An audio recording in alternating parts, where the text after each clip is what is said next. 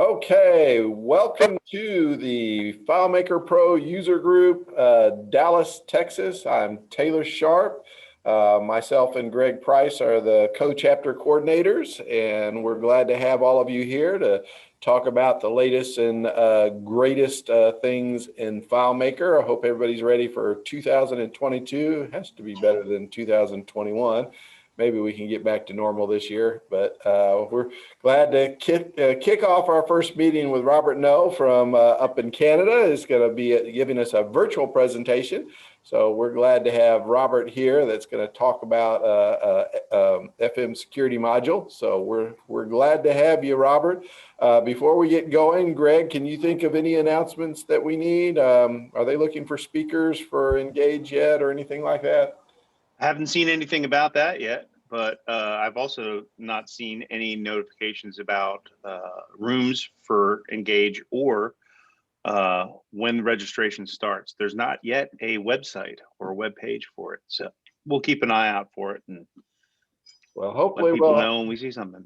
Have something new. I'm really hoping we get to have an in-person normal developers conference this year. It certainly, if you haven't been to it, I highly recommend it. Great place to network and learn some things and whatnot. So anyway, Nashville this year. So that's all I can think on the announcements, other than FileMaker Server 19.4 is out. So hopefully everybody's getting upgraded to that. It has a few little quirks. The admin console works a little differently now.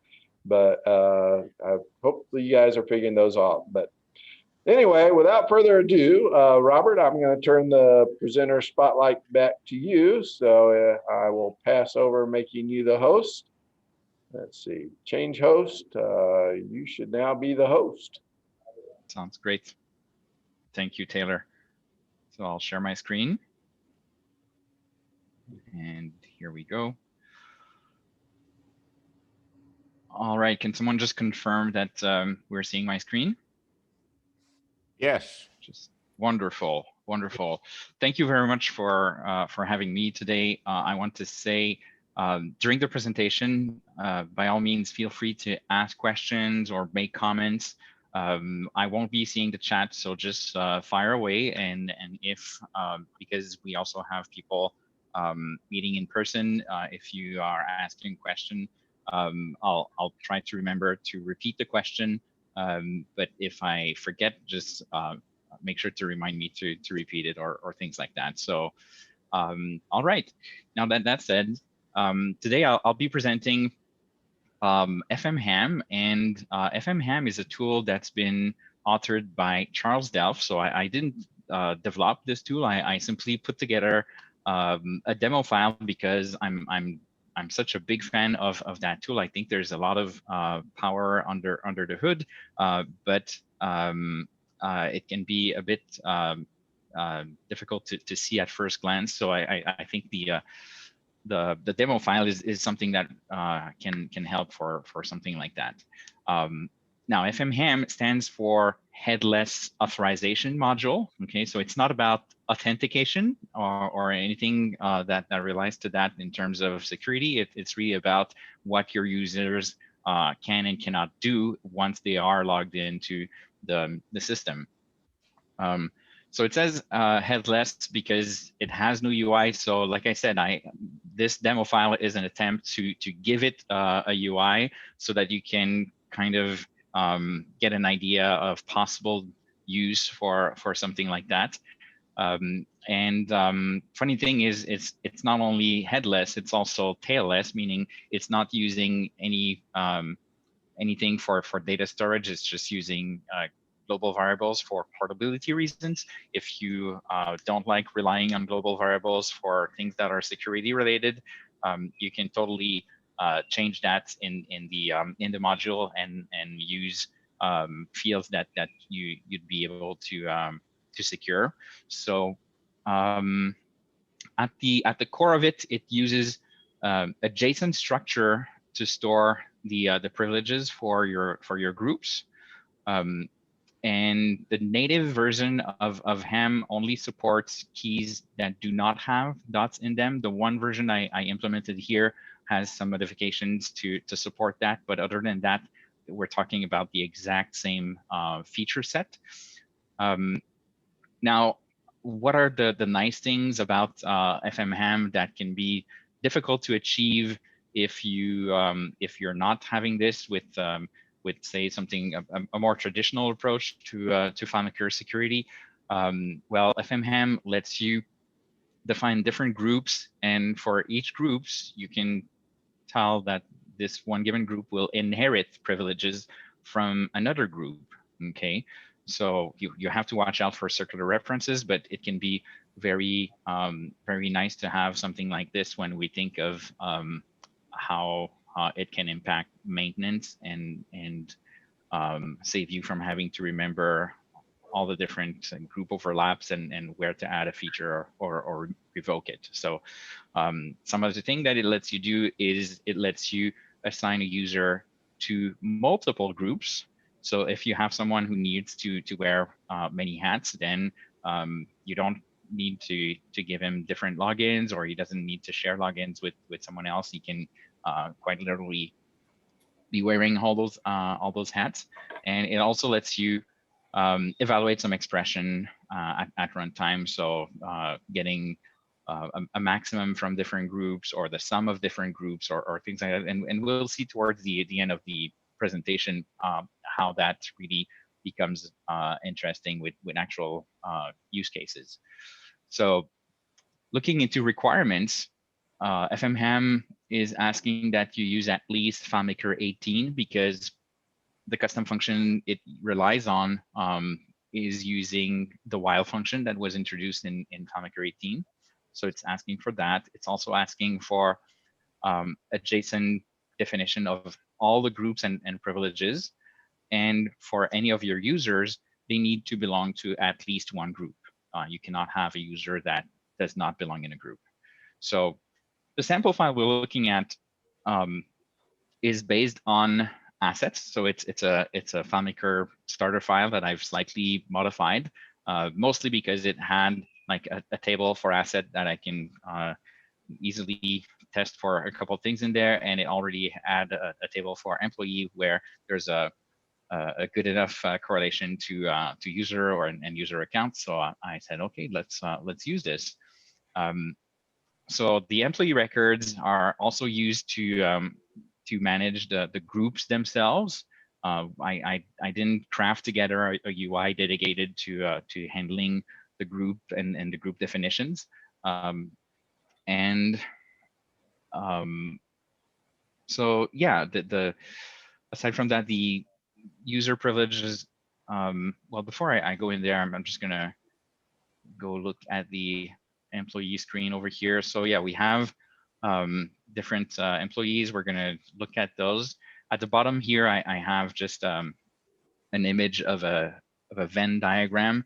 The Venn diagram is not dynamic or anything. It's really just a picture, but it's a picture to say sometimes what we are dealing with in real life can be somewhat going to say chaotic. You know, it's not always clear cut, and oftentimes we see Venn diagrams that are very symmetrical and simple. And over here we have something that lets us understand things can get a bit messy. You know, there are things that do overlap. There are things that do not overlap, like all of A and all of E are completely separate. Same thing for D and C.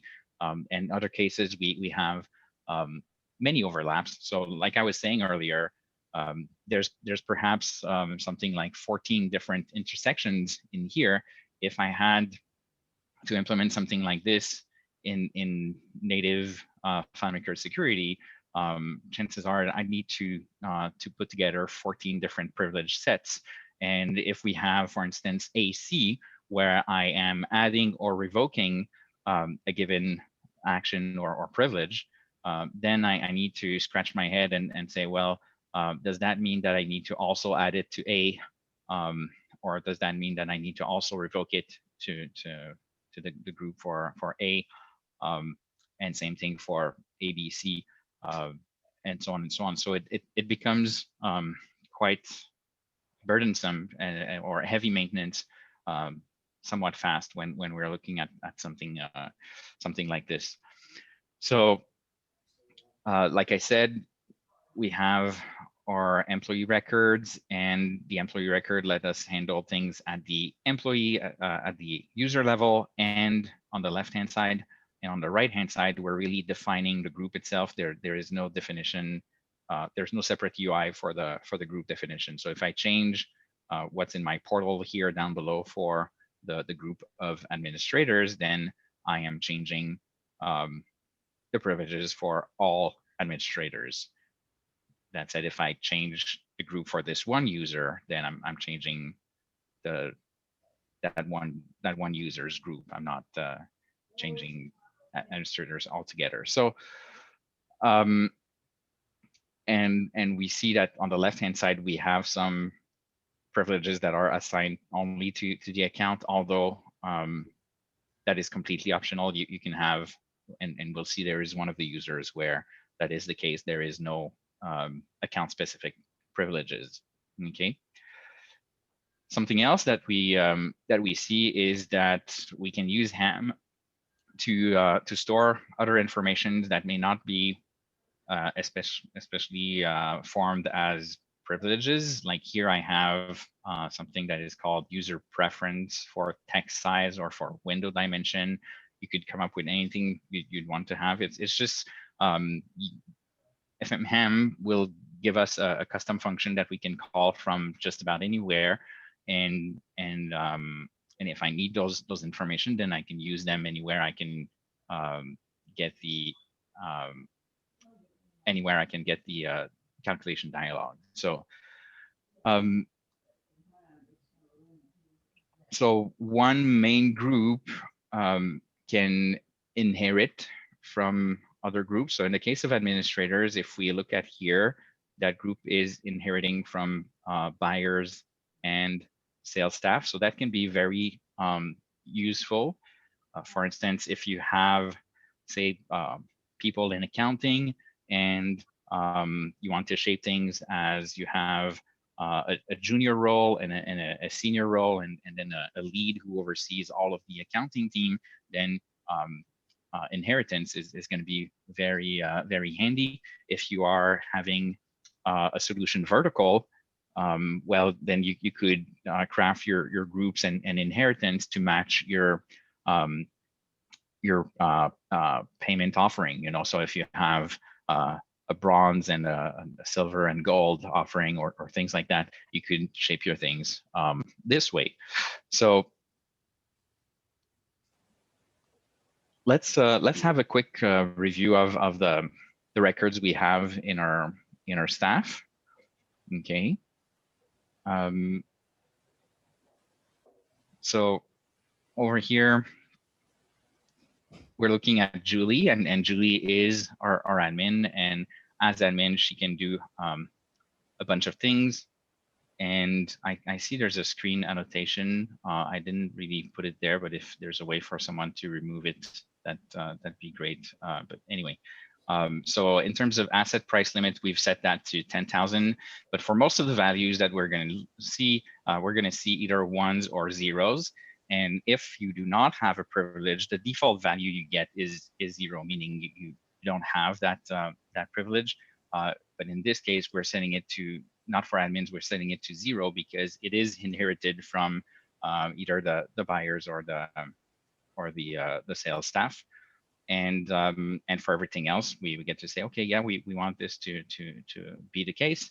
And for anything that is defined at the user level, then account level privileges will supersede whatever is taking place at the group level.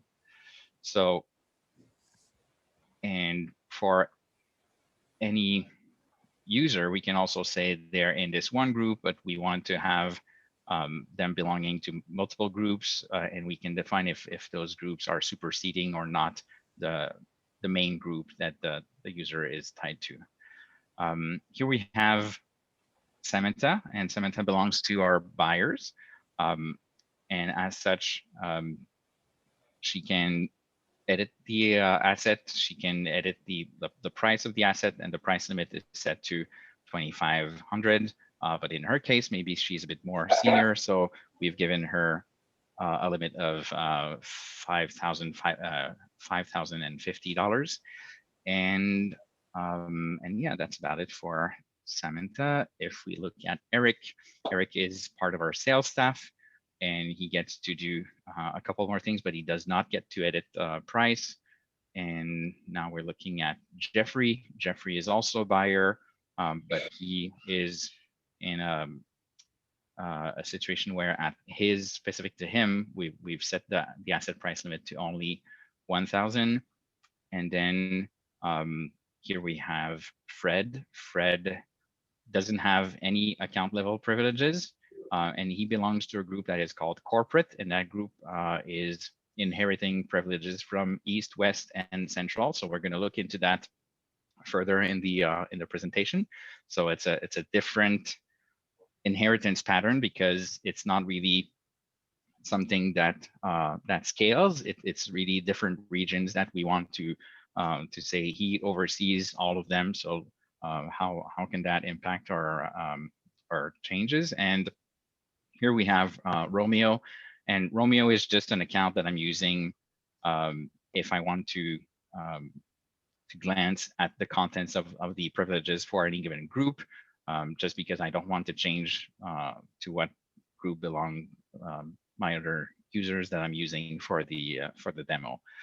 So that's that for our staff. So let's go and do a couple tests on our data. We're gonna log in as Eric, okay, and we're gonna go look at our asset, and we're gonna try to change the price here. So if I say something like that, here what I get is a custom dialog. Okay, so because it's a custom dialog, we know that there is a script trigger on the field that I was using here, and it tells me that my profile does not allow me to modify the value. Now we do have another field here where there is no script trigger. Okay, and if I change the value for this, now we see a different dialog. It's not a custom dialog. It's a validation dialog that's native to FileMaker. And because it's a validation dialog, I don't get to dynamically display a message. The message is going to be the same every time the validation fails. So perhaps I should rephrase my message here for something that would be more tied to why is this failing right now. But then the user gets the option to revert the record.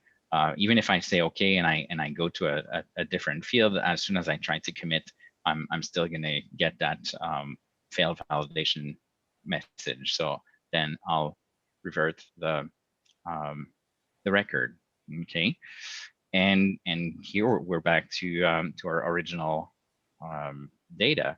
So some people will tell me that field validation is not really security, and I'm not in disagreement with that. But for our presentation today, I'm going to say that it's close enough. Okay, so now let's go back to our users and look at some other employees.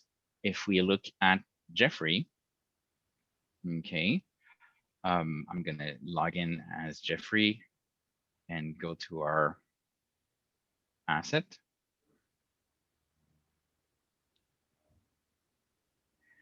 Now, if I try to make the same edit on the field where we know there is a script trigger, what I get is a message again, but this time the message is different. It says that it exceeds the amount I can set for a given asset. Okay, so and just for making sure in terms of validation, it's not letting me do one thing there but not there. If I look at the field that does not have the script trigger, my validation is still kicking in, telling me, hey, you can't do that. So I'll revert, and then I'll set it to a number that is less than 1,000. And if I do that, then it lets me go through. Same thing if I go from the field that does not have a script trigger and I I set it to less than 1,000, then I'm good. So now let's log in with Julie, who is full access. Okay, and just to make sure that we are full access, I'm just gonna get the manage database dialog. And so getting back into the asset, I have this price here. So Julie is able to change it to amounts that are less than 10,000. But if I try to make that much larger, well, because it's a script that runs, you know, the script is going to run for everyone, regardless of if I'm full access or not. So it says, hey, this is in excess of what you're allowed to do. And again, here, if I go to the validation, well, field validation, same thing. They apply for everyone, even if you're full access. Okay, so I got something here that forces me to revert the record, even if I'm full access. So let's have a quick look now that we're full access at how things are working in this layout and in this table. So if I look at the one field that has the script trigger enabled, we see here on object validate. I'm gonna have a quick look at the script itself.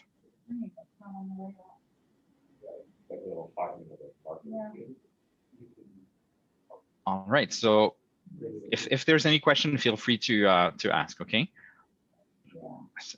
So we have a script here that is fairly simple, okay?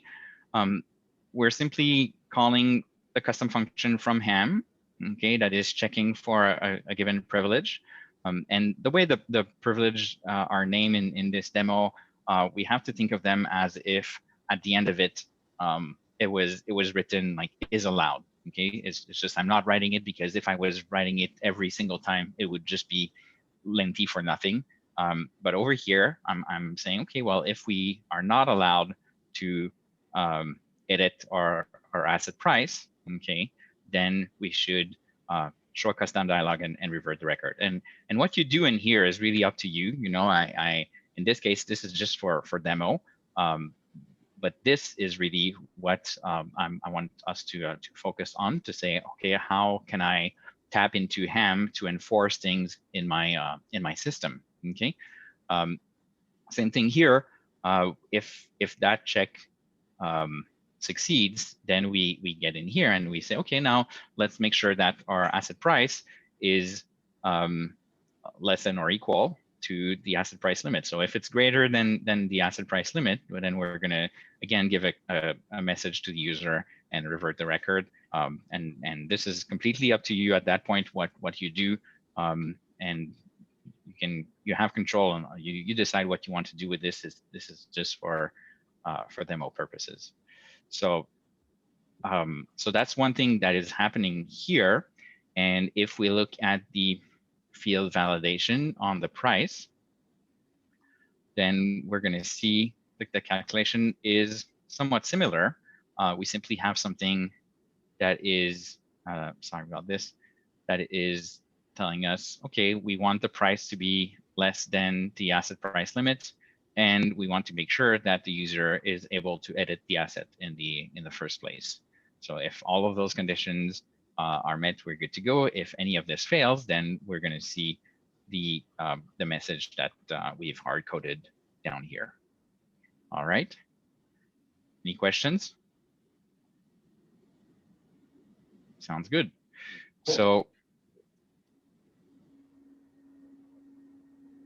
I'm gonna keep going and look into one more thing, because we have another user that we said he can't even edit the record, and that is, I believe, Fred.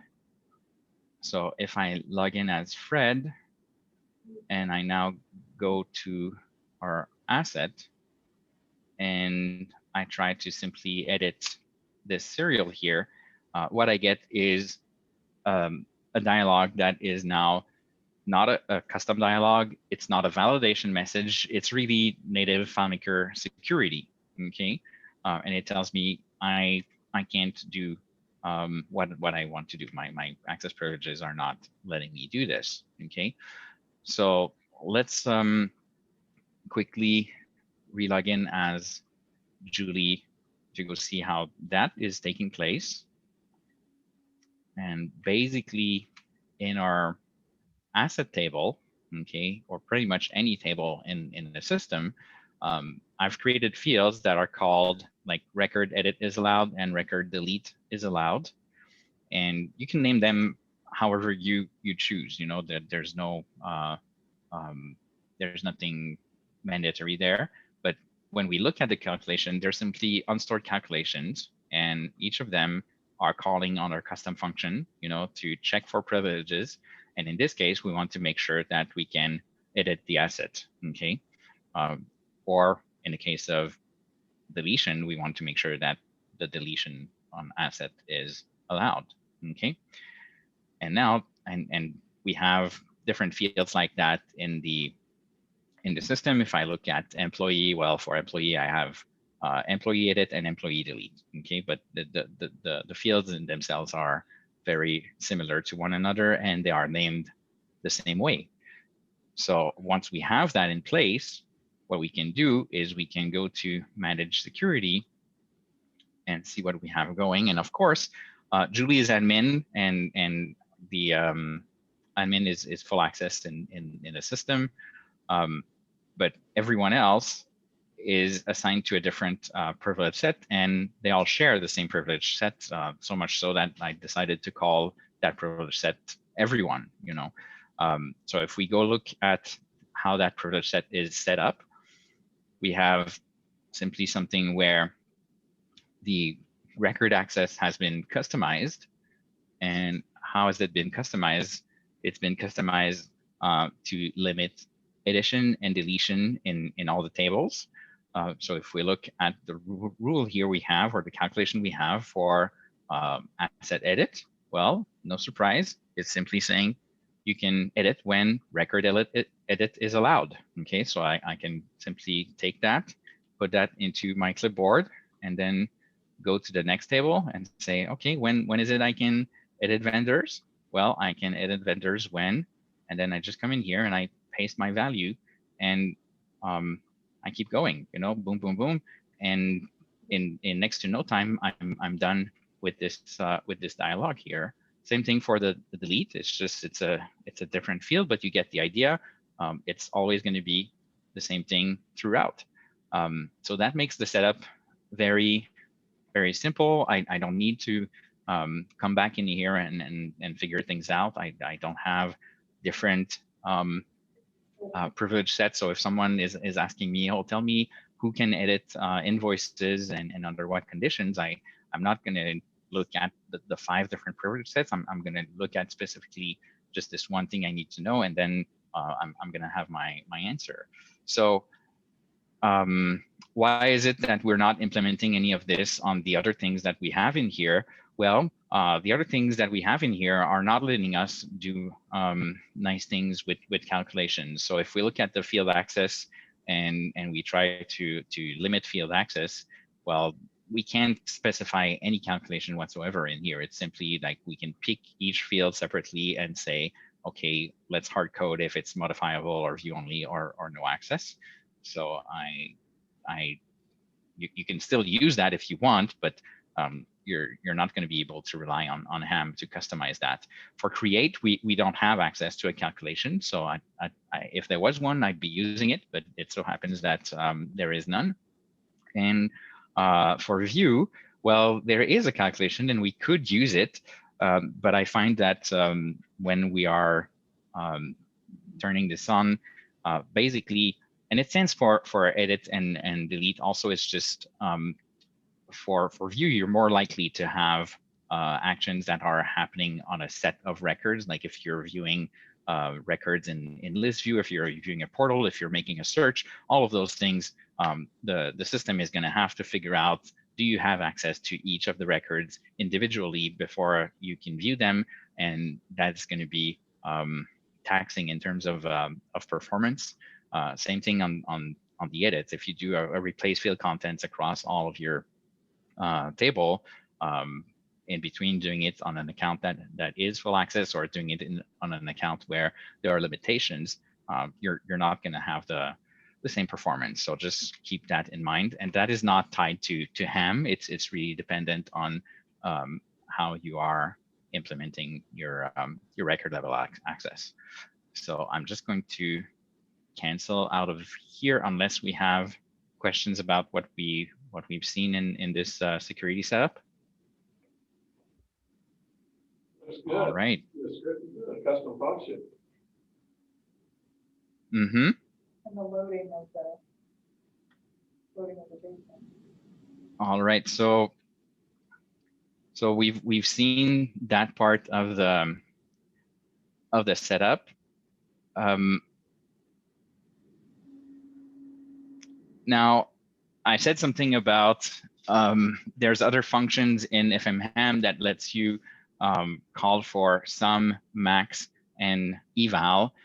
So for this, we're gonna go look at Fred, okay? And we said Fred is corporate and he oversees East, West, and Central. Okay, so let's just peek at those different groups for a second. Okay, so our groups here for Central, we have 3 keys. Okay, and let's just make abstraction of the suffix for now. Okay, so we're having an asset price limit of 1. We have other stuff that is set to 1, and we have another thing that is also set to 1. Okay, if I look at East, okay, the price limit, it's all the same 3 keys in all 3 of them. Okay, the price limit is 1,000. Other stuff is set to 2, and other thing is set to 13. And if I look at West, the price limit is set to 100, and other stuff is set to 3, and other thing is set to 1,000. Okay, so if I think of Fred, and I say, okay, he is corporate and he oversees all 3 regions, you know, there is no stacking in terms of inheritance that will give me the highest value across all 3, no matter what, you know, because if I simply rely on stacking, well, East and West, they have conflicting values. So if East wins over West, I think it's the asset price limit that is going to set to, that's going to be 1,000, but the other thing is going to be 13. And if West wins, then other thing is going to be 1,000, but the price limit is going to be 100. So by using those suffixes in the keys where we define those things, we're telling FMHAM when you are getting those groups all together and looking at the authorizations, keep in mind inheritance in this case means you have to really look across all of the stack and pick the highest value or pick the sum of the values. Okay, so let's just have we're gonna relog in as our friend here, and I'm just gonna bring the data viewer real quick and see if I say like this. So $$ flat is a courtesy variable. FMHAM is not really using it. It's simply there to to let you see in a nicely formatted JSON what the systems see. But the FMHAM config is used in the system, and that's the one thing I said. If you want this to be stored in a field instead of a global variable, you can change the custom functions accordingly, and the scripting also. So let's quickly have a look at $$ flat here. So we see that in terms of price limit, we're getting 1,000, but for the other thing, we're also getting 1,000. So we're getting the max of all 3 groups for Fred. And if we look at other stuff, we had 1 + 2 + 3, and it does sums up to 6. So that is what we wanted, And one more thing, I said about there is underscore sum, underscore max, but there's also underscore eval. And in the case of underscore eval, what we see here is a calculation, and that calculation is really what I had in the field itself for rolling credits. Okay, so all I have is give me the day of the current date times 100. Okay, so where the 7th of January. So if I bring my watch over here, if I delete that and I say, okay, let's do ham check privilege for rolling credits. Okay. If I type correctly, so we get 700. Okay, so that's one example. So if you have something that stacks up during the month and flushes out at the beginning of the month or things like that, you can use something similar to this. If you want Fred to, I don't know, run a report on Mondays, Wednesdays, and Fridays, but not on Tuesdays and not on Thursdays, and if you can craft a calculation that's going to tell yes or no for any given thing, then you can tap on that and have it evaluated either at runtime. In this case, we saw that the $$ flat had it stored as a string like this, but there is also an option that you can configure FMHAM to say, well, I want those things to be evaluated only at the time of setup. In this case, that would have shown 700, and we would need to run the setup again for this to be refreshed in any way, form, or fashion. So a lot of flexibility that we get with tools like these, and that is really really awesome. Like I said, if you have things like your vertical solution with plans that say light, pro, and ultimate, then you can really combine those things in very nice ways.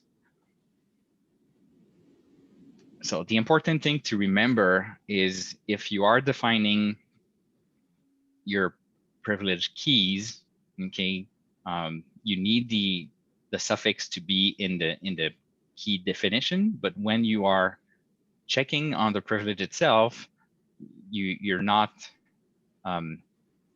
putting the suffix in the check itself, because you could have that same key without the suffix elsewhere in the stack, and you basically you don't want to have to remember, oh, is it with the suffix or without the suffix? It's when you check for the privilege, it's always without the suffix. So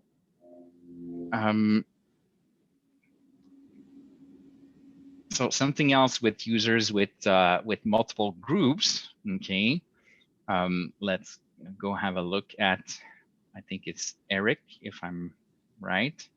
So Eric over here, he is part of the sales staff, but in groups, we've added him to, well, actually the same group 3 times, okay? So special bundle ABC, and we're gonna see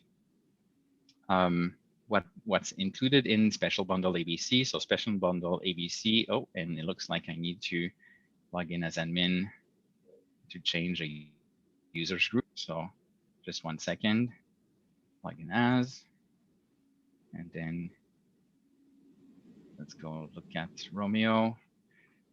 So bundle ABC has this bundle thing sum in this case, and it's set to 25. So perhaps your system has something that on top of your plans, for light, pro, and ultimate, that you're selling as a separate thing. Maybe it's I don't know, sending SMS messages or whatever, credits for this or that, so, or a duration of something, or anything that would be depleted on a per month basis or per year basis or whatever basis you feel like implementing. So if I go see Eric, and we see that he's in that group 3 times on top of his sales staff group. That privilege is not coming from the sales staff group. So if I log in as him and I go look into the data viewer to see what we have in our set of authorizations, then we see that bundle thing is set to 75. So that's really great. Bundle thing is, like we said, it's not coming from the sales staff group. It's coming from this other group. And because we've added the group many times, in this case, with the combined use of the underscore sum, then we see that they're added up together. So that is really awesome and powerful. But something else that you can use multiple groups for is, well, if you have, say, a new hire, and you're told, well, turns out he's going to be involved in sales, but he's also going to be involved in, I don't know, accounting. Can you make that happen? If you don't have the possibility for you to match a given user to multiple groups, well, you're either going to have to give them 2 distinct login and asking them to re-log in when they're wearing those different hats, or you're going to have to craft a new group that is going to be used maybe even only for this one user. And then you're going to have to put all of the correct authorizations for both the accounting activities that he's involved in and the sales activities that he's involved in. And remember that if there's something that changes in accounting, or there's something that changes in sales, that you also need to change it in the privileges for this one group that he's the only user of. So that's not really a great setup. But if you have many groups, then you can say, okay, well, we've got this group defined for people who do those things. We've got this group defined for people who do those things. And if he happens to need things that match those 2 profiles, then you simply give him both groups, and he's going to be good to go. Just you have to keep in mind, though, there's the main group, and if there's any conflicts in between the main group and any other groups, you want to still control how those things resolve. Okay, and that's why we have a set here of groups that we say those groups are superseded by the user's main group, and over here we say those groups are superseding the user's main group. And just to be a bit more explicit about that example, another use case for having users belong in multiple groups is if you have people going on vacation, and they need to substitute for each other. So let's have an example that takes this to the extreme. If we have a school, for instance, and we have the principal and the janitor, and they're both going on vacation, they both are going to be substituting for each other. So let's assume for an instant that Eric is our principal. Okay, so if he substitutes for the janitor, then over here I would add the group for janitor, and this would assure me that if there's any conflicts in between his principal role and janitor role, that the principal role definition wins over the one that is used for janitor. The other way around, if Eric was our janitor and he was filling in for the principal, I would think that in case of any conflict, I would want the principal role to win over his to win over his janitor role.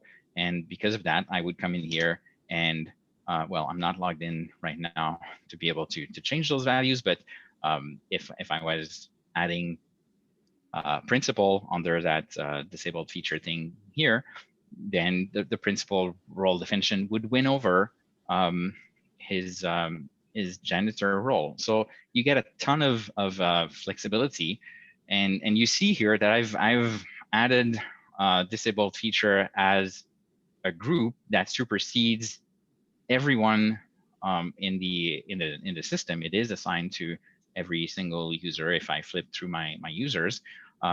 So let's, and I'm going to need to relog in as admin to change Romeo's group. But if we go look at disabled features, okay, well, in there, I get to define anything I want, you know. So if I'm working on this feature that I'm about to roll out, you know, I can say, okay, well, there's going to be more stuff, and we're going to set it to 0, you know, so no one can run this, and I get to go into my groups and add more stuff and set it to 1 in those groups, you know, and the day I want my my feature to go live, then I simply come in here and I delete the privilege set to 0, you know. I would not set it to 1, because if I set it to 1, doing that would quite literally grant it to everyone, because the disabled feature group is given to everyone. Something else that you can do if you are rolling out a feature to everyone, you could define this new feature, new stuff, you know, and say, okay, well, it's going to become active on, and then come up with the actual go live. You know, you can set it to say, okay, it's going to go live at 9 a.m. on Monday, February 7th. Okay, and then you set it there, and on that day at that time, it's going to become available for everyone. At that point, perhaps disabled features is not a good name for the group, but anyway, you get to use it in whatever way you want, and name it whatever way you want.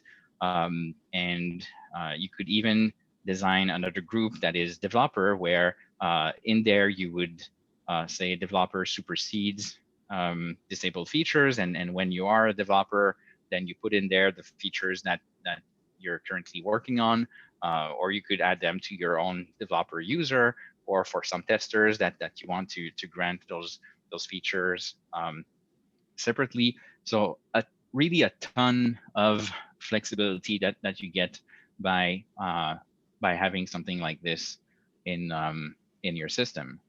So and any questions about possible benefits to having users belong to multiple groups and inheritance and things that we've seen?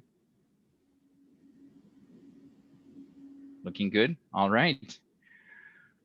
So I like how you can have, this can also be something that could be like managed by an HR department, or not having to do privilege groups for people all the time too. yes, managing different departments and granting those different departments to separate people who are doing double duty. Did I understand that correctly? Yes, and but it can also, but it's being managed by, in other words, you set it up so that the company people can change who's getting which privilege sets. You don't have to be manually working in the security every time. Yes. Also, if you choose to implement this in a way that you grant access to someone in the system to the where the users are defined and what group they belong to, at that point, you can opt to give them the freedom to go change who is assigned to what role and things like that. Absolutely, absolutely. So depending on it can free you from having to do some of those tasks yourselves. So For a larger company. I'm sorry? Very useful for a larger company. Well, I would say it's useful for any company, because basically it's really light to implement, and we're going to look at what it takes if you want to roll this into any existing solution, and you don't know when. There is no clear cut, you know, of this small company is now a large company. You know, it all happens over time. You know, it's just like, oh, this one time you get like I said earlier, the question about, oh, we have this new hire, you know, and he's at typical compared to everything we've done in the past. But now we're doing things this way, you know. So and are you shaped to follow what you have or not? So I would say, of course, for large companies, this can be really helpful, but it can be very, very nice to have in just about any context, even if we're talking about a smaller company. So I want to look very quickly into what it takes to deploy FMHAM in your own system. So we have a couple scripts and a couple custom functions. Before I go into the detail of those, I just want to give credit where credit is due. So big thanks to Charles Delphs and other contributors to the FMHAM, okay, for putting this up and making it available for free on GitHub, and also to Steve SSH for publishing a custom function that I've reused to implement the dot notation being possible in the JSON keys for FMHAM. And yeah, so if we look at what we need, basically manage custom functions. In here, there's 3 custom functions, okay. Ham check privilege that we've seen already.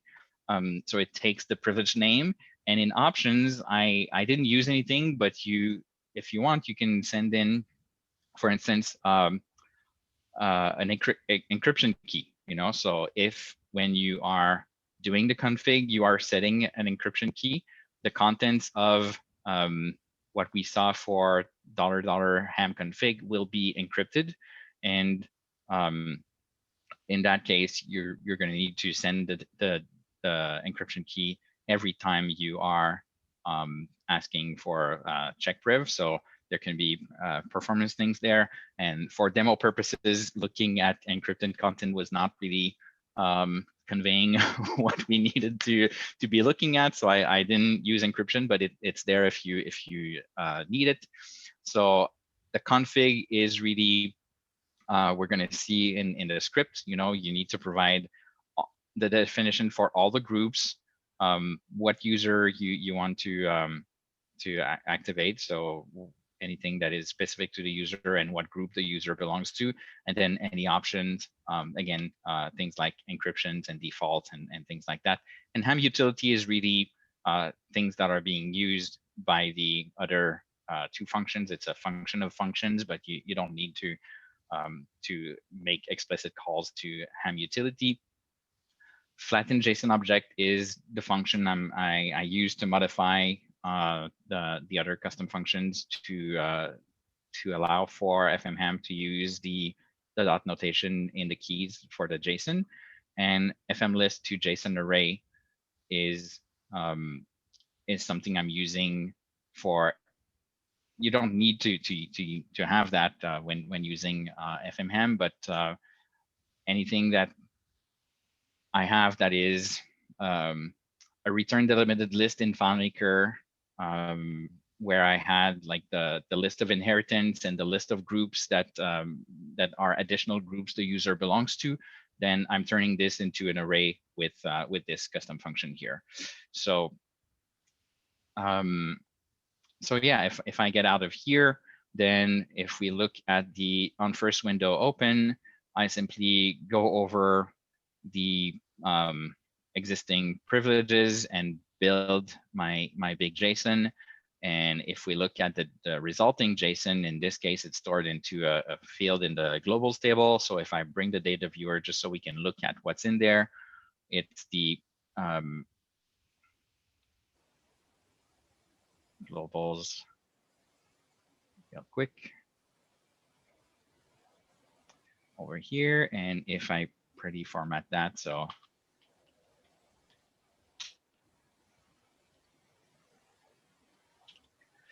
like this. So that really holds the definition of all the groups in the system. So we say, okay, what can administrators do? They can have an asset price limit of 10,000 for employees, they can delete the employees, they can create privileges, delete privileges, and edit their privileges. For groups, they can do this. What other groups do they inherit from? They inherit from buyers and from sales staff and so on.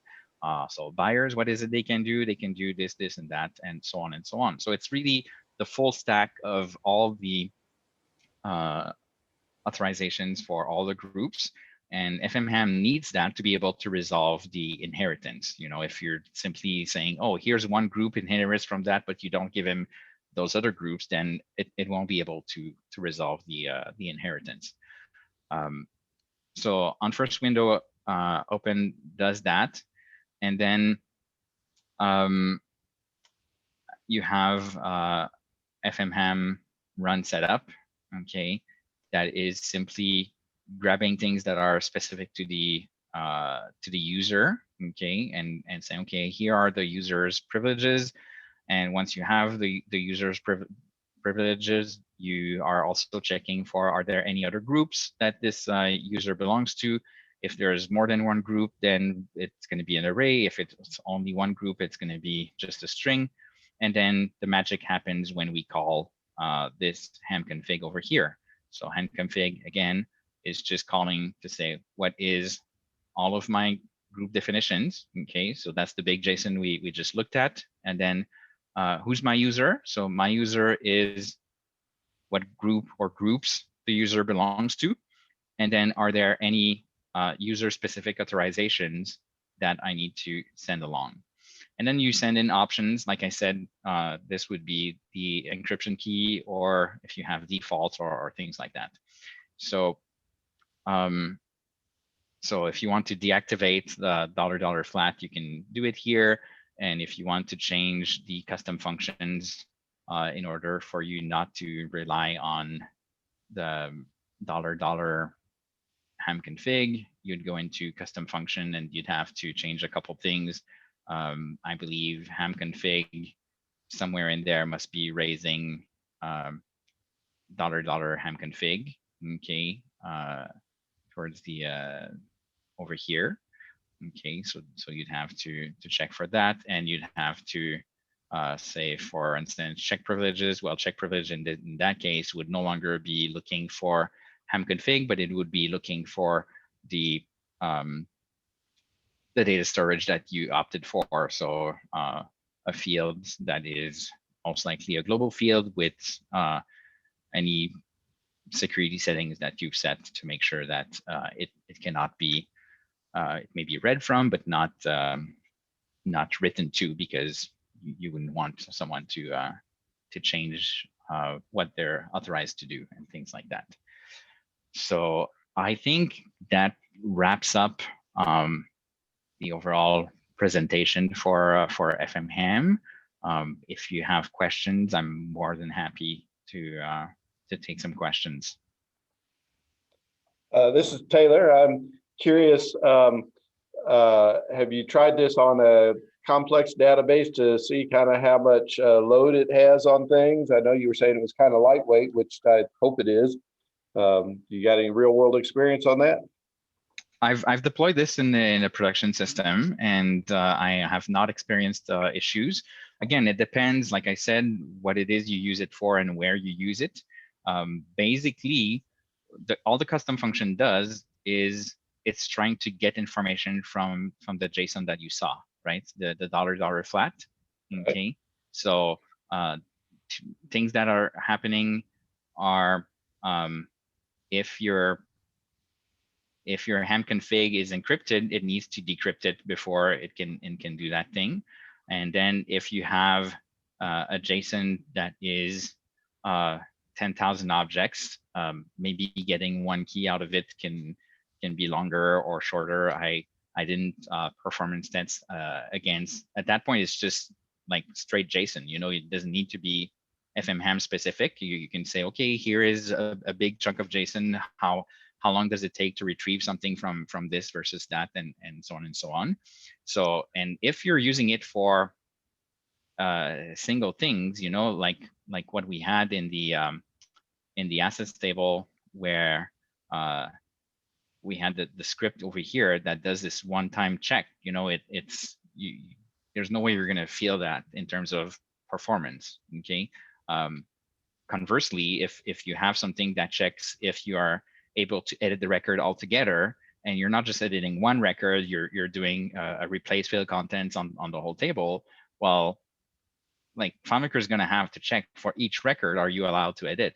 And resolving that is going to be a function of how many records you have and things like that. So in terms of performance, I'd say, but you would be running into those things regardless of how you are setting up your security. FMHAM is not changing anything about that. It's I just think that it's doing things in a way that is a bit smarter with regards to how we used to be doing those things. But in terms of calculation, I would expect that it would perform just as well as anything that you would have in place to do something similar. Do you have something that in the FMHAM that looks to see that this is like an admin schedule group running or something that you don't want it to do the security on or something? You're running some schedule script or something at night?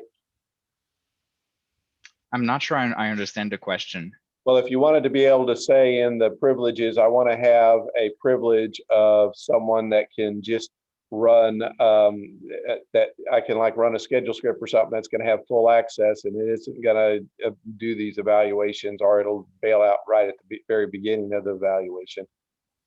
Okay, so having full access is something distinct than FMHAM altogether. Full access is a privilege set, you know. So if I go to security, there's nothing I can do in FMHAM that's going to switch a user from my everyone privilege set to full access. Okay, so if you're testing for full access, that is a different consideration altogether.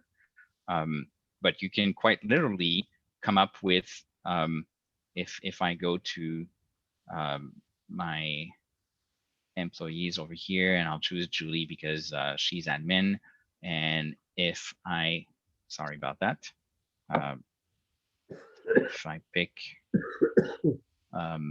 new window and I go and say, let's define a privilege for run server side Yeah, something like that. Schedule. Okay, then you're completely free to choose who you grant it to. You know, you can come in here and say, okay, I want to be able to run server side schedule and set it to 1. You know, so you choose who you give it to, and if you want to not give it to a group, you can give it to a user.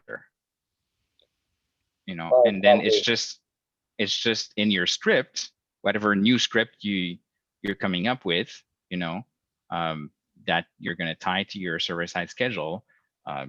You'd have something in here, you know, and you'd say if not ham check priv, you know, for, and I'd have to use the exact same thing, run something like that. Okay, so, and then I'd say, well, if you're not allowed to do that, exit script, you know, something like that. Does that answer the question? Yeah, kind of. I generally, on most of my accounts, I have a separate user that I do schedule scripts on. That's nothing but schedule scripts. Yeah. So if you want to define full access either, so yeah, you have a new employee that's really just a set schedule script one. Yeah. You can make a new record. You know, I chose to assign it to a given user here, but that's like FMHAM is not going to care about what user you give it to. It just check, hey, is the user given this or not? Now, when we're talking about server side script, like your startup script is going to run when you run a schedule, but make sure that FMHAM is initialized when you by the time your script runs, because otherwise by default, if you query for anything, if it doesn't exist or if it's not initialized, then you're going to just get errors, or it's not going to let you in, you know. Okay. So if I bring the data viewer and I come up with anything, you know,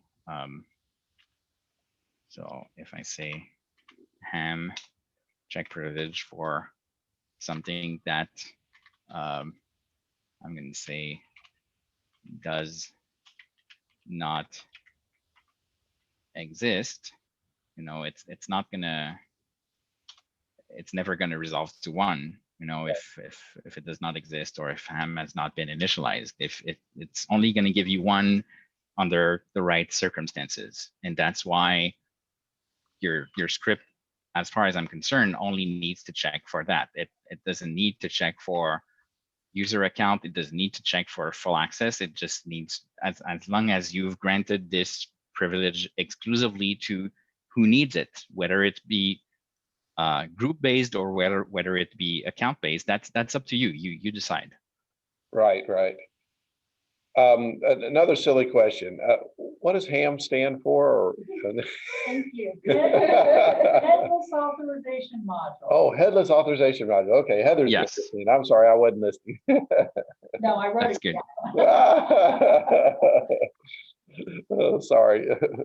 Very good. So yes, it stands for headless authorization module, because what we're looking at is the UI that I've put together. But technically, if you go look at the GitHub that's been published by Charles Delph, like all you have in the file, I mean, there's buttons to test like your setup, but there's really just like a text that holds JSON, you know, and then there is the custom functions that we have here. Those 3 functions are in there, and then you have, I think, the scripts that are run setup and perhaps something else. But it like I said, like it's very light.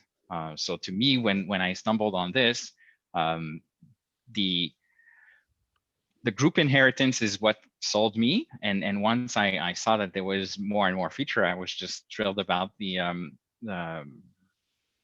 module altogether. And it's just when I just looked at the bare bones, like just the custom function and the script, like I said, it was a bit too rough. You know, I needed more to be able to fully grasp what I like, how I would use it, and things like that. It's a bit like Lego bricks is the analogy that I like using. If I look at a pile of Lego bricks, I know there is great potential there. But if I look at an assembled kit, it's easier for me to figure out what do I like, what don't I like, what would I be taking from that and swapping something else in, and things from like that. So everyone's going to have different perspective on that. Some people will say, no, you should really just showcase the Lego bricks and let people come up with how they want to use it. As soon as you come up with a set, you are binding people into and limiting their imagination. But in my case, it was helpful. But I hope what I'm presenting is really not limiting anyone in how they would use the tool. Okay, so that means that what they have out on GitHub for this is something that's open source, and it's is there any licensing, or does it cost anything, or what? It's all there and open and free, and to anyone who goes to my website and fills in the contact form, I'll and says, hey Robert, I liked your demo of FMHAM. Can I get a copy of the demo file? I'll be more than happy to also give a copy of this file. Show us your web page on there so that we know where to go. Yeah, I can put that in the basically it's over here, you know, accolade+accolade.com, you know, and I think it's /contact for the contact form. There's a big button at the top that says let's talk or something like that. So just follow there and fill in the form, and you'll be getting a copy of this file for you to play and tinker with. That's what it's all about. You know, if I'm presenting this because I like the tool and I feel like it's useful for me, and I hope that it can be useful for others. So yeah. Okay, thank you, Robert. That's certainly very interesting. Anybody else have any more questions for Robert here? I'm real interested in how the groups inherit what they inherit. I get how groups inherit privileges, but you were suggesting that groups inherit from other groups. But Yes. I didn't really see how groups are related to other groups. How is that happening? Yes. Okay. So if I go back and I look at two things, okay, one is I'm going to see how it translates in the data that I build from the global field, okay. So in my global field, if I go and say this field, okay, and I format it again,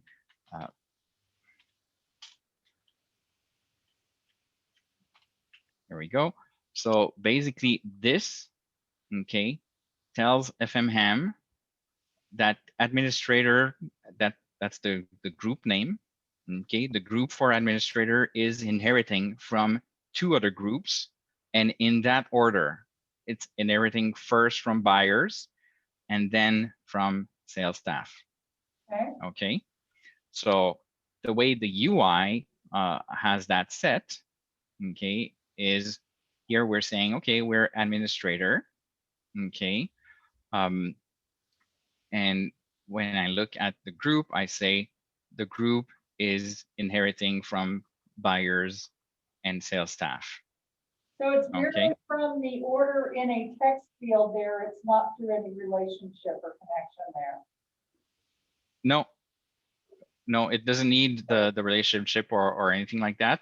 It's just taking it in the JSON, and the JSON gives FMHAM all the information it needs to then say, okay, go and look at, it says administrator has these plus whatever is inherited from those. So there's when I said it relies on the while function, that's one of the elements where the while kicks in and then goes in and digs and say, okay, well, what is it that those groups have, you know, and is that true for administrators across the board, or is that true for this employee? the inheritance is at the group level. Okay. So any administrators will be inheriting that. You cannot say a user is going to inherit from another user or from another group. It's really the inheritance is set at the group level.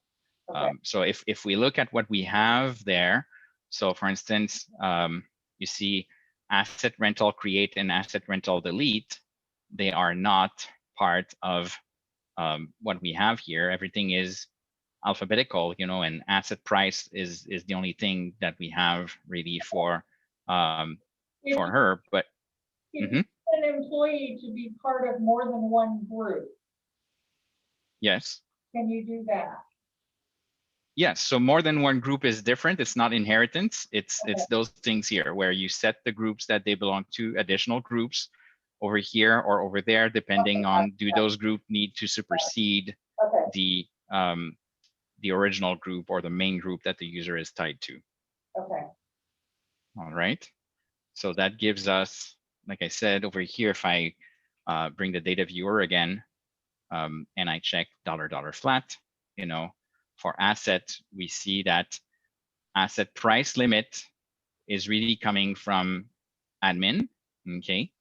But asset edit and asset price edit and asset rental create and rental delete, they're granted to my user, but we know they're not shown here because they're there in the administrator group. So ergo, they're coming from inheritance. Mm-hmm. In your schema, do you actually have a group table? Yes. So in the schema, we do have a group table. So the question was, is there a group table in the schema?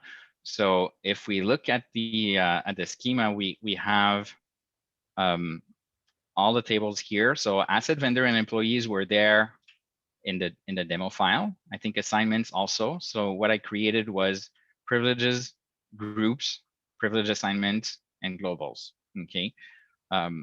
So if we look at relationships, what we see is all based on the employee screen. Okay. Employee privileges here is the left-hand portal, and group privileges here is the right-hand portal. Right. Okay, that I'm tying to the group, and So the group table over here does not have a UI. Okay, so if you had a UI for groups, you would be able to see which employees were assigned to which groups. Absolutely, and you can still come in here, you know, and say, okay, I want to make a find, and I want to see everyone who's in buyers, you know, and do this, and sorry, perform the find. So you see that there's 2 employees in that group, you know, so you're free. It's all data. So right. Anything you want to do, you're able to do it. Yeah, it's all native FileMaker stuff that we can do those things. This is just a skin, you know, you can reskin this however you want. Right. Very nice, very nice. Okay, any other questions out there? Well, I guess without any further questions, Robert, I really appreciate you giving this presentation. I learned some stuff. I'm really rather interested in it, so I will have to go check out the Accolade Plus Accolade website and give it a try. I really enjoyed that. I forget what our next month's presentation is, but we will be back here next month on the first Friday of February. We hope to see all of you then. Any other announcements anybody can think of before we sign off?